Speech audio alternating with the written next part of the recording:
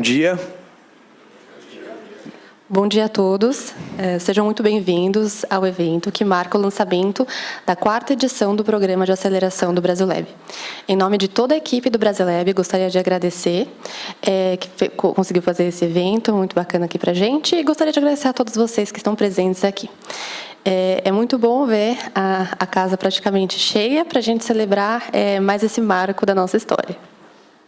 Bom, para quem não me conhece, eu sou o Guilherme Domingues, sou um dos fundadores do Brasilab, diretor jurídico de Relações Institucionais da organização. Como a Natália falou, é um prazer para a gente receber todos vocês aqui hoje, nessa fria manhã de quarta-feira, em São Paulo, né, com clima típico paulistano. E é uma alegria muito grande porque eu costumo brincar, já falei isso com a equipe, a gente vai concluir agora o que a gente chama de ciclo olímpico. Né? Muitas vezes a gente vê projetos que são feitos e pensados quando a gente vê exemplos no esporte, né, de planejamento, de como que você quer alcançar uma meta, de 4 em 4 anos a gente tem Copa do Mundo ou tem Olimpíada. E o Brasilab, entrando no 4º ano do seu programa de aceleração, vai completar exatamente um ciclo olímpico, em um ciclo de muitos resultados positivos, de muitas experiências que a gente teve ao longo desse período. Foram 55 startups que a gente acelerou no programa nessas 3 primeiras edições, mais de 4.200 empreendedores impactados com os eventos que a gente tem realizado ao longo desses 3 anos. Vários deles estão aqui hoje e vai ser um privilégio, então, poder passar essa manhã com vocês para apresentar, então, quais vão ser os desafios que a gente vai acelerar nesse 4º programa de aceleração e, ao mesmo tempo, também fazer um bate-papo com 3 startups que já participaram do nosso programa. Cada um deles participou de uma das 3 edições anteriores e vão contar um pouquinho dessa trajetória que eles tiveram e dos aprendizados que eles tiveram, principalmente ao longo do nosso processo de aceleração. Agora, para mostrar um pouquinho da nossa história, a gente vai passar um breve vídeo com a equipe do Brasilab contando um pouquinho sobre o programa de aceleração e mais sobre esse histórico para vocês. O que mais me toca toda vez que a gente realiza um evento, toda vez que a gente se encontra com a comunidade de empreendedores ou com a comunidade de gestores públicos, né, e vê o quanto que para eles isso faz sentido, né, essa discussão sobre transformação digital no Brasil, essa discussão sobre GovTech faz muito sentido tanto para o governo quanto para os empreendedores. Eu acho que tudo isso é algo que me impacta muito.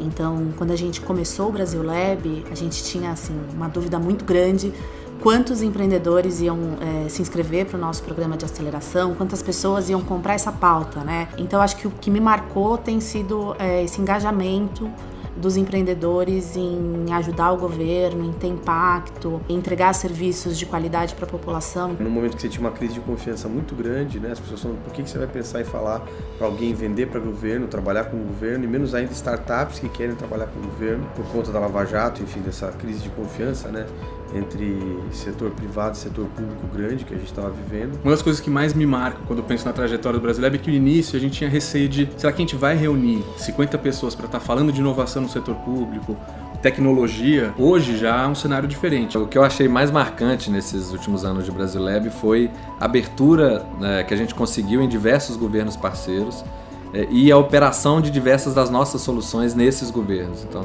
foi muito interessante, muito gratificante ver como as prefeituras começaram a se abrir, e os governos de maneira geral, para a inovação, para as startups, para esses modelos de negócio disruptivos, e como a gente conseguiu de fato operar essas soluções num ambiente tão burocrático e tão fechado como esse ambiente da administração pública. Para mim, o que mais marcou foi a 3ª edição do programa de aceleração e mais principalmente o Demo Day.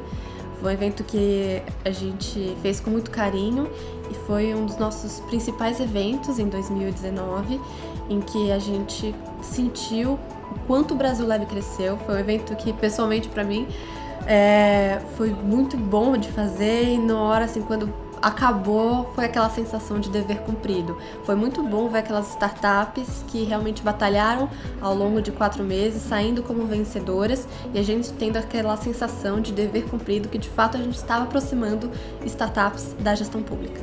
Estou no Brasilab faz pouco tempo, né? Faz só 2 meses, mas eu acho que desde o momento que eu pisei dentro do escritório, eu percebi que quanto mais perto você trabalha do poder público, mais perto você vê que as pessoas realmente estão tentando transformar esse país num lugar melhor. E eu fico muito feliz de ver que eu estou trabalhando nessa equipe e super ansiosa para continuar por muito tempo. Eu acho que o Brasil Lab, nos próximos anos, ele vai ter um papel fundamental de conectar cada vez mais o Brasil com outros atores internacionais que estão também fomentando essa pauta de governo digital nas suas localidades, né? Então, acho que esse é um grande papel que a gente pode exercer cada vez mais, conectando o Brasil com esses hubs internacionais, trazendo tecnologias de fora para dentro do Brasil, exportando as nossas tecnologias também para fora. Então, eu vejo o Brasil Lab nos próximos anos ampliando essa atuação, conectando com outros atores, não só aqui dentro do Brasil, mas fora do Brasil também.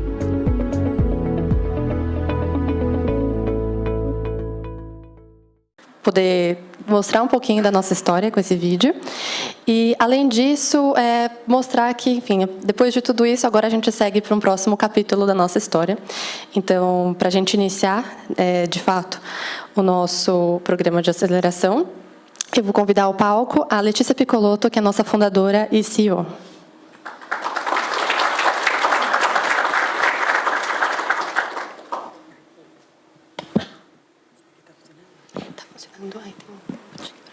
Tá ótimo. Obrigada, bom dia a todos. Eu acho que, como o Guilherme e a Natália falaram, e o vídeo, né, estava mostrando, é uma história que é feita por pessoas. Então, quando a gente tem o time contando o que foi essa trajetória desses quase 4 anos, e quando a gente começou esse projeto, assim como muitos empreendedores que estão aqui hoje, era um projeto desenvolvido num PowerPoint, a gente tinha um business plan, a gente tinha uma ideia, e a gente precisou começar a levantar recursos, né, para desenvolver essa ideia, começou a mobilizar empreendedores, gestores públicos, etc. Tudo isso era muito, no primeiro momento, né, tudo muito disruptivo, tudo muito fora da caixa, a gente falar de startups, conectando com o governo e gestores públicos, pensando em projetos de inovação dentro, né, tanto do poder executivo, legislativo, judiciário, etc. Então, a gente teve uma crescente muito grande nesses 3, 4 anos, e é um pouco dessa história que a gente queria compartilhar com vocês, e é por isso que a gente está tão feliz aqui hoje com o lançamento do 4º ciclo do programa de aceleração, né? Então, é a 4ª turma que vai passar por essa jornada do nosso programa de aceleração e vai conseguir entender o quanto que a sua solução ela pode ser modelada para governo, como é que a nossa rede de mentores e de empreendedores podem contribuir nessa jornada e como que as prefeituras que são conveniadas com o Brasil Lab, etc., podem também usufruir dessas soluções para, no fim do dia, que é o que a gente mais quer, ter impacto direto para as pessoas, né, para a população, e nas áreas mais carentes, educação, saúde, mobilidade urbana, segurança pública e outras. Então, tomando também a palavra, reforçando o que o Guilherme e a Natália falaram, eu estou muito feliz de estar aqui hoje, lançando oficialmente esse 4º ciclo do programa de aceleração. E só para apresentar para vocês, não sei se todo mundo que está aqui hoje conhece o que é o Brasil Lab, né? Então, vou resgatar um pouquinho da nossa história. Deixa eu ver se está funcionando aqui direitinho. Você vai passando para mim, Nath? Tá bom. Bom, o Brasil Lab é o primeiro hub GovTech no Brasil que conecta startups e tecnologias com o poder público. Nós somos uma organização sem fins lucrativos, então a nossa pauta, a nossa missão é levar a disrupção, é levar a transformação digital para dentro do governo, e a gente acredita que a gente só vai conseguir fazer isso se esse for um movimento de fora para dentro. A gente entende que é muito difícil para o setor público inovar por conta própria, vamos dizer assim, por conta das amarras, né, existentes, tanto jurídicas, quanto a questão da própria responsabilização que o servidor público tem na pessoa física quando ele ousa sair fora da caixa. Então, tem uma série de desafios, uma série de amarras, e a gente entende que esse movimento ele vai ser muito mais rápido e muito mais efetivo se essa for uma articulação entre setores, entre o setor privado e o setor público. E aí a gente começou o nosso trabalho focando muito nesse envolvimento com as startups, porque existe uma grande oportunidade, né, aqui no Brasil em relação a isso, justamente para conectar essas soluções junto ao poder público, entendendo o quanto que a gente tem de desafios nesses governos, sejam eles municipais, estaduais ou federal. Bom, Pode passar para o próximo, Nath, por favor. Qual que é o nosso grande objetivo com isso? Ter no Brasil um governo 100% digital. E isso parece utópico, porque a gente sabe a quantidade de processos e burocracia que a gente enfrenta hoje em dia aqui no Brasil, mas não é. Vários países tão burocráticos quanto o Brasil, ou que tem uma série de desafios, etc., já estão, né, muito mais à frente. Por exemplo, o caso da Estônia, onde você hoje, né, só 3 coisas você não faz pela internet, que é casar, se divorciar e comprar um apartamento, né, comprar um imóvel, você precisa ainda assinar numa repartição pública. São casos que mostram para a gente que é possível, sim, digitalizar programas e políticas públicas e dar uma maior eficiência nesse atendimento para a população. E eu acho que aqui é uma questão também de tendência, né? As novas gerações, elas já nasceram expostas à tecnologia, então elas não vivem um mundo analógico e um mundo digital, elas vivem um mundo 100% digital, onde você consegue, num clique no seu celular, pedir comida, pedir um transporte, etc. Então, esse engajamento da população, dessas novas gerações com o poder público, também vai ser cada vez mais na internet, né? A gente vai ter cada vez mais essa necessidade de ser num clique, de ser rápido. A gente quer dar o nosso feedback numa prestação de serviço, a gente quer falar, quer ter um contato direto com aquele líder que a gente votou. Então, a transformação digital, a disrupção, ela vai acontecer no governo mais cedo ou mais tarde, e a gente vê essa disrupção acontecendo em outros setores, então o governo tem que estar preparado para isso, e é muito importante que o governo brasileiro ele seja protagonista disso e não mero espectador.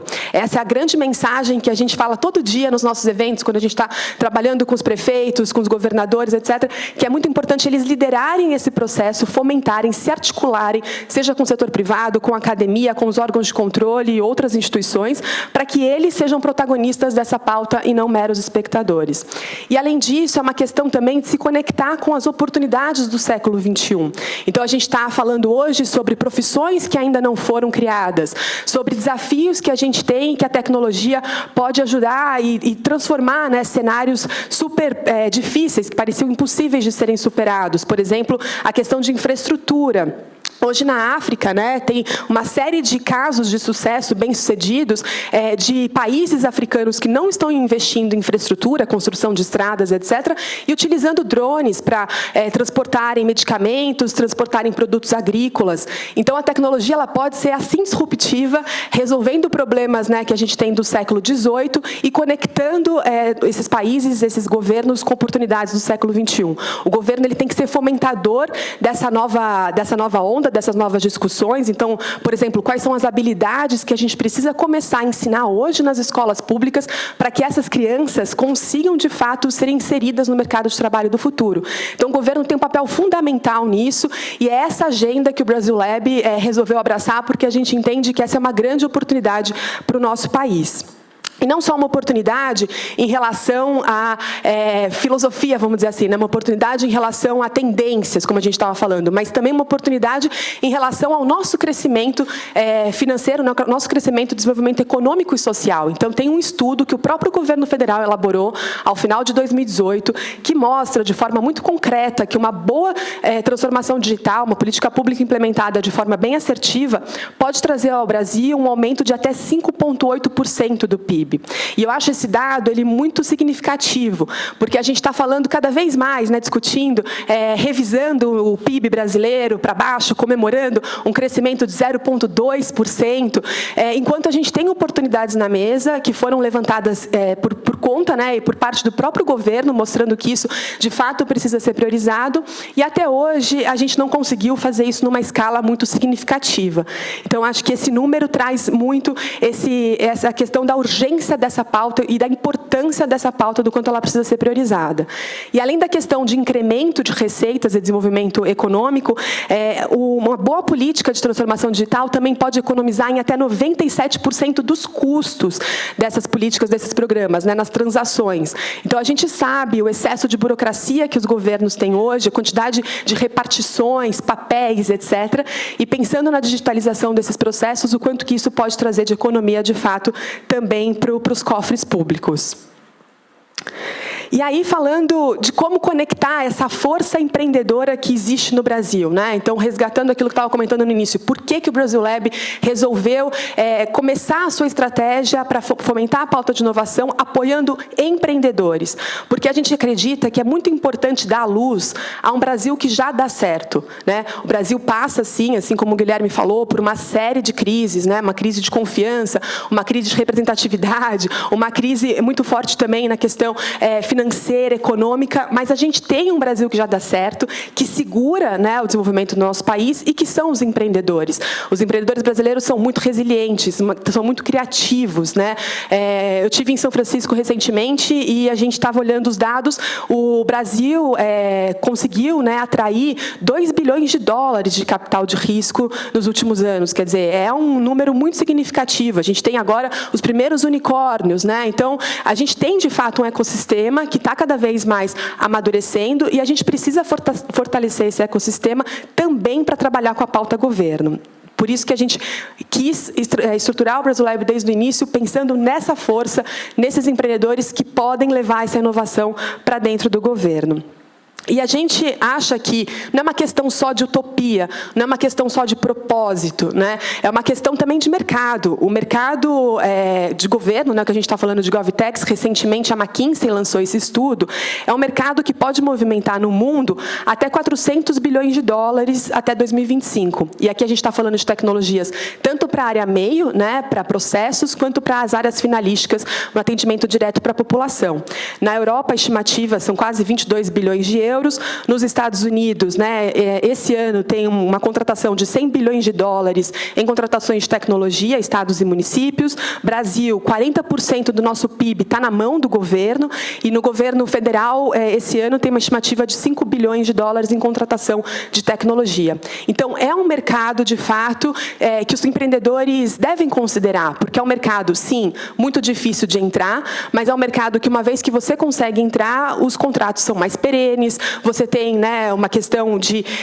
existe uma série de demandas, então uma questão de você conseguir ir incrementando também, trabalhando com outras frentes, com outras inovações. Então, é um mercado com um potencial muito grande. Muito bem, dito tudo isso, quais são os desafios? E acho que esse é um ponto importante da gente reforçar aqui hoje, porque não é fácil, né? A gente está falando muito para a nossa comunidade, para os empreendedores, o quanto que a gente acha que é importante esses empreendedores se engajarem com essa pauta e venderem para governo, mas exige muito uma resiliência, porque no fim do dia a gente está falando de uma mudança cultural, e esse é o principal desafio que a gente tem hoje, né? Sim, existem as amarras jurídicas, como a gente estava falando, sim, existe toda uma desconfiança em experimentações, em novos modelos, a questão dos órgãos de controle, enfim, todos esses cenários que a gente já sabe muito bem quais são os desafios para a gente empreender junto ao setor público, mas no final do dia, a grande questão é uma mudança cultural e uma mudança por parte dos líderes também, né, dos gestores públicos, para que eles se articulem e para que eles abram seus dados, seus desafios, quais são as suas demandas, para os empreendedores conseguirem modelar soluções de fato bem assertivas para os problemas. Então, acho que passa por esses 4 pontos, né, que a gente listou. O governo ele precisa cada vez mais estar focado na experiência do usuário, né, entendendo o cidadão, como é que ele vai atender aquele problema, como é que ele vai analisar aquele dado e experimentar isso, prototipar, reprototipar quantas vezes for necessário, né? A experiência ela tem que ser positiva, né, na nossa interação no final do dia com o governo, o que não é hoje.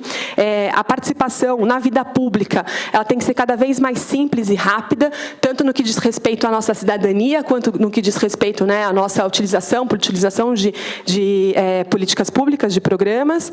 A gente precisa confiar cada vez mais que esses recursos públicos, sim, estão sendo utilizados da melhor forma possível, e acho que esse é um grande desafio, né? A gente sabe que o Brasil está passando por uma crise financeira muito grande, contingenciamentos estão sendo feitos, etc., mas no final do dia, pela nossa experiência, o problema do Brasil não é falta de recursos, é falta de gestão, né? Existem recursos sendo muito mal alocados. Então, a gente precisa resgatar isso, e a tecnologia tem um impacto super disruptivo para mostrar transparência, para trazer essa informação direto para a população de como está sendo a utilização desses recursos, ou até num formato de votação, né? Onde que a população acha que é mais importante a gente priorizar aquele recurso, etc. Então, tem tantas coisas que a gente pode inovar nesse sentido, e esse é um ponto muito estratégico quando a gente está falando dessa mudança cultural. E a performance do governo e a qualidade dos serviços, elas precisam ser medidas praticamente real time, né? Então, hoje a gente vai falar um pouquinho dos casos dos nossos empreendedores, e tem soluções incríveis que a gente conseguiu ajudar a implementar em municípios que trouxeram para o gestor público informações real time, né, de como que aquele paciente estava engajando com o tratamento, como é que estava a gestão dos seus leitos de UTI, etc., que hoje a gente sabe que é muito difícil ter isso na realidade dos municípios, que muitas vezes ainda essas medições são feitas em papéis, relatórios que são consolidados depois de 3, 4 meses. Então, é um super desafio, e essa é a grande missão que a gente tem, colocando e unindo, né, empreendedores com gestores públicos, com a própria academia também, para a gente brigar por essa mudança cultural que a gente precisa tanto aqui no Brasil. Muito bem. E aí, falando um pouquinho dos resultados do nosso programa de aceleração, né? Como o Guilherme comentou, foram mais de 650 startups inscritas ao longo desses 3 anos, 55 aceleradas e 14 soluções que hoje estão rodando dentro de estados e municípios. E aí elas estão rodando, seja por um apoio direto do Brasil Lab, prototipando essas soluções junto aos municípios parceiros, ou até por conta própria, vencendo processos de licitação, pregão e outras modalidades hoje existentes. Então, 25% do nosso portfólio, praticamente, já tem uma atuação direta com o governo, e a gente considera esse número muito bom frente a todos os desafios que eu já comentei antes. Além disso, uma nova, uma frente que a gente também foca muito dentro do Brasil Lab, aqui tem alguns nossos empreendedores, e vocês vão ter a chance no painel de conhecer um pouco dessas histórias, mas só para compartilhar, o nosso portfólio é super amplo, todo ano a gente lança diferentes desafios, então a gente tem soluções na área da saúde, na área de educação, na área de automatização de processos, de folha de pagamento, então a gente sempre busca ter um portfólio bem rico para diferentes soluções que são necessárias por parte do poder público. E como eu estava comentando, além desses resultados do programa de aceleração, uma outra frente que é super importante para o Brasil Lab é a frente de comunicação. Então, a gente não vai fazer uma transformação, uma mudança cultural, se a gente não engajar as pessoas e disponibilizar um conteúdo relevante, né, para que as pessoas e a comunidade de empreendedores e gestores públicos entendam o impacto e o poder de uma política pública de transformação digital. Então, já foram mais de 100 eventos realizados ao longo desses 3, quase 4 anos, mais de 4.200 empreendedores impactados, e a gente tem uma forte atuação nas nossas redes sociais para disponibilizar conteúdo, são mais de 58 mil pessoas impactadas todo mês. Então, esse é um esforço grande que a gente está fazendo, e ano passado, dentro desse esforço de mobilização e comunicação, a gente fez a primeira conferência internacional sobre GovTech no Brasil. E eu acho que esse foi um grande marco da nossa agenda, porque a gente conseguiu trazer diferentes países para que eles contassem as suas histórias, né? Então, países maiores, como a Índia, e que aí se conecta com o Brasil em relação a desafios de escala, países menores, como o caso da Estônia, mas que conseguiram, né, priorizar a pauta de digitalização e nos últimos 30 anos fizeram uma revolução nesse sentido, países próximos a nós, como o Uruguai, que está na nossa frente nessa pauta de governo digital. Então, a gente trouxe uma série de cases para mostrar para os gestores públicos o quanto que era sim possível ser feito, o quanto que era possível priorizar essa agenda, e diferentes formas, né? Por onde começar, quais são as questões também de cibersegurança que são importantes de serem trabalhadas, né? Porque a gente está falando de governo digital, a gente está falando também de um desafio de proteção de dados de forma muito significativa. Então, foi um evento muito importante, foi na época da campanha, né, para presidente também no Brasil, então a gente conseguiu trazer os presidenciáveis e tentar entender o que esses candidatos estavam pensando naquela época a respeito dessa agenda. Foram mais de 1 milhão de pessoas impactadas e todo esse conteúdo está no nosso site, no govtechbrasil.org.br. Esse é um evento que vai acontecer a cada 2 anos, então vai ter uma nova edição ano que vem, em agosto do ano que vem, e o grande foco ano que vem é falar como que a tecnologia vai impactar as cidades. Já que a gente está, no ano que vem vai ser um ano de eleições municipais também, vai ser uma grande pauta para o Brasil, essa é a ideia do GovTech do ano que vem. Muito bem, e aí falando um pouquinho sobre outra novidade desse ano, resgatando um lançamento que a gente fez no Demo Day desse ano, que é o selo GovTech. O Brasilab, como eu estava comentando com vocês, é uma startup, então a gente também tem os desafios de escala, como que a gente vai conseguir, com recursos limitados, tanto recursos, né, de capital humano quanto financeiros, etc., dar escala para a nossa agenda. Como é que a gente vai conseguir, de fato, chegar num número maior de startups que queiram trabalhar com o setor público e como que elas vão estar preparadas para fazer esse esforço. E foi daí que a gente teve a ideia de lançar uma plataforma, que é basicamente um marketplace, onde as startups elas submetem, né, informações, documentos e uma série de outras questões. A gente avalia isso com os nossos especialistas, com a nossa rede de mentores, e as startups elas são credenciadas, então, pelo Brasilab como aptas a pensarem numa estratégia B2G, numa estratégia Business to Government. E, ao mesmo tempo, os gestores públicos da nossa rede, eles entram nessa plataforma e conseguem olhar ali, né? Então, é uma grande vitrine, uma grande exposição para essas startups, porque esses gestores, eles entram ali e eles sabem que essas soluções, elas estão credenciadas, elas passaram por um crivo.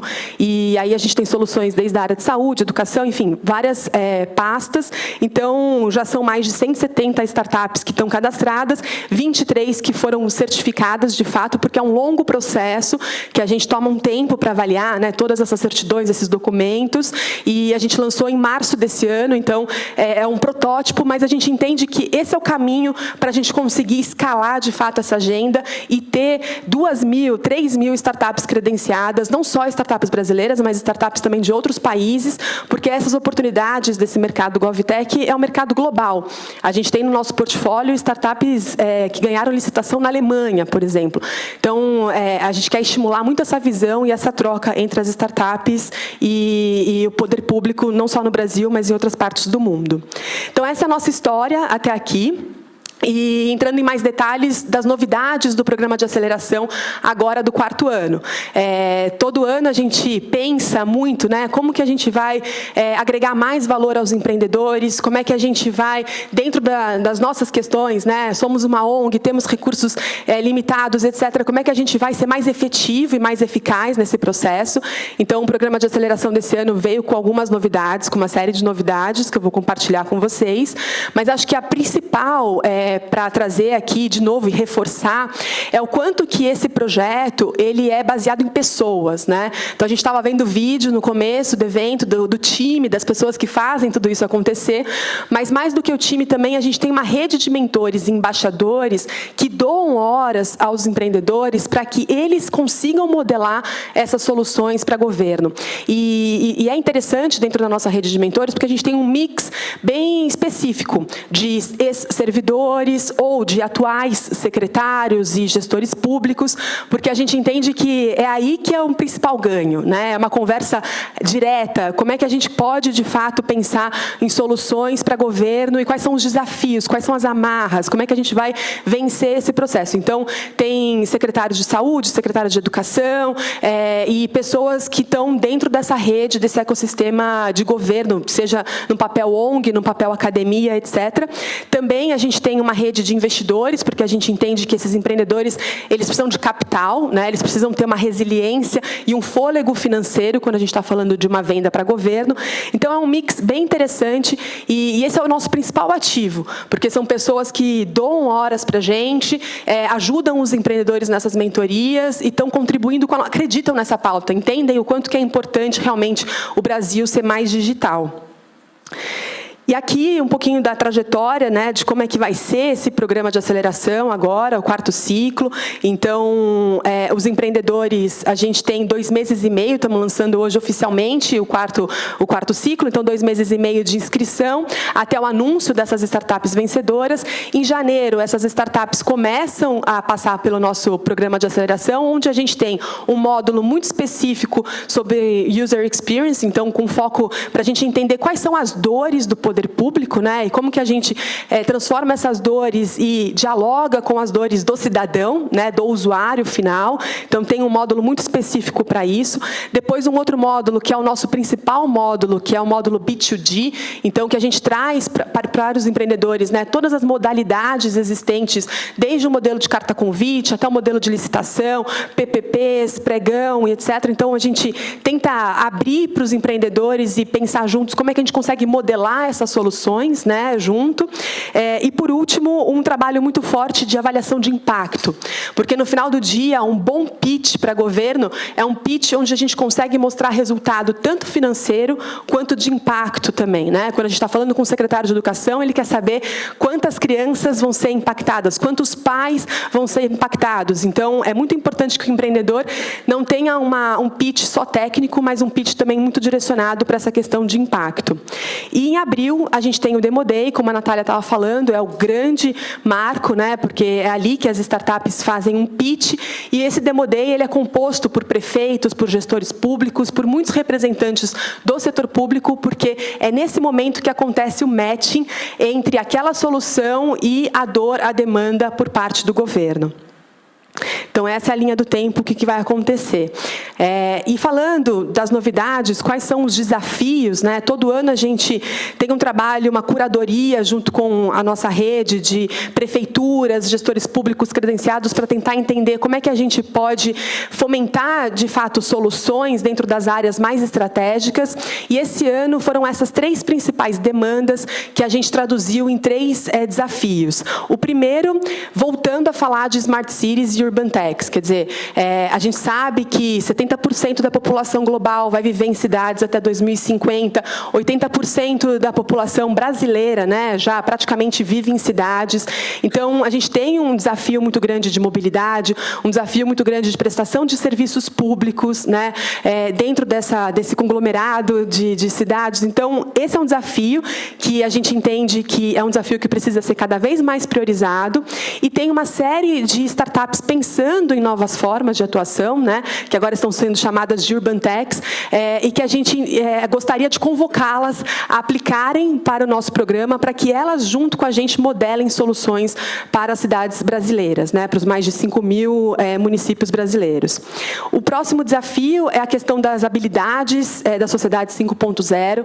Então, é muito naquela linha do que eu estava comentando, o quanto que a gente precisa preparar hoje as nossas crianças, né, e as escolas, os professores, etc., para que eles trabalhem as competências que vão ser necessárias no futuro. Isso não é algo que a gente pode deixar para trás, né? É uma urgência, e a gente sabe o quanto que outros países já estão muito mais à frente nesse sentido, porque o Brasil está discutindo currículo mínimo, o Brasil está discutindo infraestrutura das escolas, e a gente precisa dar 3 saltos para frente, porque senão a gente vai ficar ainda mais para trás. E acho que aqui tem uma grande questão com o relacional da desigualdade social. Se a gente não focar nisso, a desigualdade social no Brasil vai aumentar ainda mais, né? Então, é muito importante que os prefeitos, que os gestores públicos estejam cada vez mais sensibilizados nesse sentido. E aqui a gente está convocando as EdTechs, né, e startups que tenham soluções interessantes de engajamento, né, as HR Techs também. Então, acho que tem uma super oportunidade para que essas startups pensem em soluções para os governos. E, por último, o desafio da eficiência na gestão pública.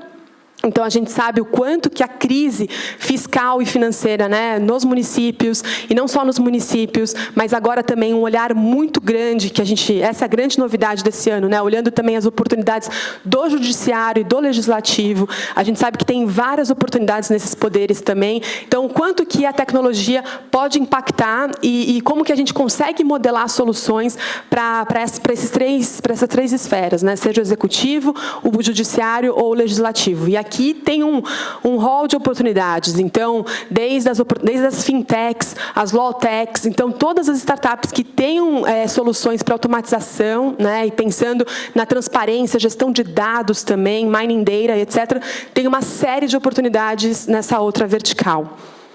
Então, esses são os nossos 3 desafios desse ano, e são desafios que foram trabalhados muito junto com os gestores públicos, então a gente tem um espaço para prototipar essas soluções também junto com esses municípios. No nosso site tem todas as informações do porquê que a gente está priorizando esses temas, quais são os caminhos que a gente acredita, né, que podem ser caminhos viáveis para os empreendedores. Então, por exemplo, aqui, dados sobre a recente reforma administrativa anunciada pela Câmara dos Deputados, né? Então, é uma oportunidade de quase 7 bilhões de reais.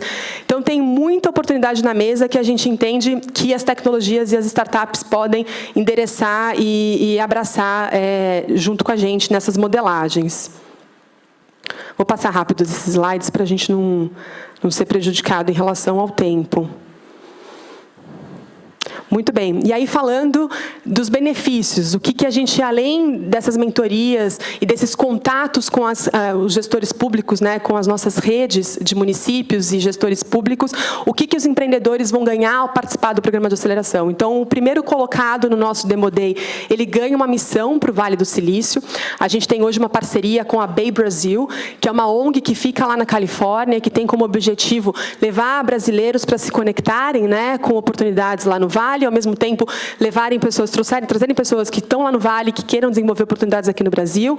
Então, essa missão, ela acontece todo ano, e um empreendedor vencedor vai participar. E um investimento de até R$250 mil, de novo, porque a gente acredita que é importante o empreendedor ter fôlego para fazer e modelar uma estratégia B2G. E para os 3 vencedores, então isso é o primeiro colocado, né? Para os 3 vencedores, eles vão ganhar uma assessoria jurídica e apoio na negociação com governos. Então, essa é a principal dor. É muito interessante quando eles saem do programa de aceleração, eles saem com uma ideia inicial de como que eles vão modelar, né? Então, é um modelo SaaS, é um modelo via licitação, é um modelo via carta convite, eu vou ficar dentro de um range que dispensa a licitação ou não. Então, quer dizer, eles saem com uma ideia inicial de como fazer isso, mas a partir do momento que eles estão conectando prefeituras, que eles estão indo, vamos dizer assim, a campo, vêm as dúvidas, vêm as questões. Então, essa demanda por uma assessoria mais especializada teve muito presente ao longo das 3 edições, e agora a gente estruturou isso como um grande benefício aos empreendedores. Então, vai ter um apoio pós-programa de aceleração para isso acontecer. E a participação em eventos para a exposição dessa solução. Então, o Brasil Lab é convidado, né, a cada 10 eventos de inovação no Brasil, acho que nós somos convidados para 8. Então, a gente está sempre querendo também levar os empreendedores, as soluções dos empreendedores, para que eles exponham e falem nesses eventos, para que isso se torne cada vez mais conhecido e público. E aqui, acho que é o dado mais importante de tudo isso que eu falei, mostrando o antes e o depois, né? A gente fez uma pesquisa com os nossos empreendedores para medir, de fato, quanto que a gente está conseguindo agregar valor para esses empreendedores. E eu acho que esse segundo indicador, né, o quanto que os empreendedores, após participarem do nosso programa de aceleração, se sentem, de fato, preparados para uma negociação para governo. Então, antes, a nota era 6,5, depois 8,3. Acho que essa é a principal indicador e a principal informação para a gente ver que a gente está no caminho certo e que a gente está tentando mostrar o quanto que é possível, sim, levar a disrupção e a inovação para dentro do poder público brasileiro. Muito bem. Então, reforçando, as inscrições começam hoje, se encerram dia 18 de novembro. O site é www.inscriçãobrasilab.org.br e tem todas as informações, o nosso regulamento, o nosso application é super simples, então é tudo muito autoexplicativo, mas a gente está super à disposição também para ajudar. E só para finalizar minha fala, um ponto importante dentro desses 3 anos, quase 4 anos de trajetória, como eu comentei, a gente focou focou muito no início nesse apoio aos empreendedores, entendendo que eram eles que iam hackear o governo, eram eles que iam levar essa inovação para dentro do governo. Mas, após esse período, hoje a gente entende que existe uma demanda, né, muito grande por parte dos gestores públicos para que eles compreendam como fazer, como ser protagonista de um processo de inovação, né? Então, o Brasil Lab hoje está investindo muito nessa pauta de conhecimento, de acesso à informação, de melhores práticas, para que a gente consiga levar esse conteúdo de forma muito relevante para esses gestores, porque eles, no final do dia, têm o poder da caneta, né? São eles que vão fazer essa transformação acontecer. Então, é muito importante que eles façam da melhor forma possível. Então, só contribuindo com vocês, a gente lançou recentemente um estudo sobre transformação digital no Brasil, trazendo um mapeamento de todos os principais pontos e desmistificando alguns. Então, o custo da internet no Brasil é muito caro? Sim ou não? Nosso estudo mostrou que não, quando a gente está comparando com outros países. Mas sim, é muito caro quando a gente está olhando o comprometimento da classe C, D e E no custo por mês, né, do acesso a essa internet. Então, a gente trouxe uma série de dados para mostrar o quanto que a gente está perto ou longe de uma transformação digital eficiente no Brasil. Agora a gente vai lançar também, e já está praticamente saindo do forno, um estudo estratégico sobre a questão da previdência digital.